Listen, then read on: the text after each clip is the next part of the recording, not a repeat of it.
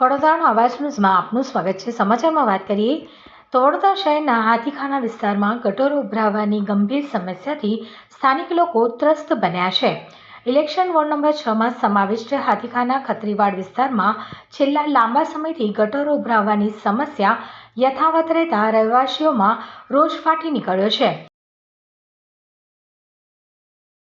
એક વર્ષથી સમસ્યા છે।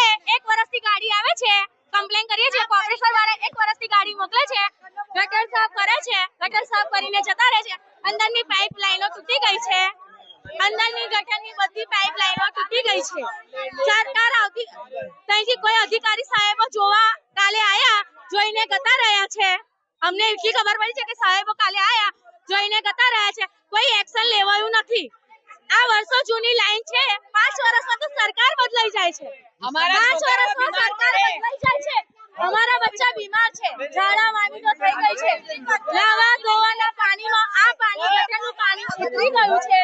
અમારા બચ્ચા બીમાર છે, હોસ્પિટલનું બિલ આવશે તો સરકાર બિલ આપશે અમને, સરકાર બિલ આપશે। અમારા બચ્ચા બીમાર થયા છે, હોસ્પિટલનું બિલ આવશે તો સરકાર આપશે। અમારી એ જ માંગણી છે કે તાત્કાલિક સરકાર આવે અને સાફ સફાઈ કરે। ગાડી નથી જોતી, ગાડી તો બિલકુલ નહીં જોતી, ગાડી આવશે તો પાછી રિટર્ન થશે।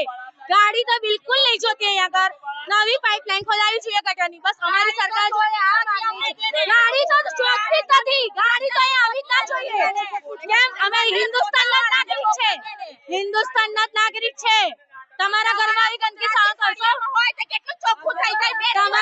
અમારો પવિત્ર રમઝાન મહિનો આવી રહ્યો છે, અમે આ ગંદકી સહન નહીં કરીએ।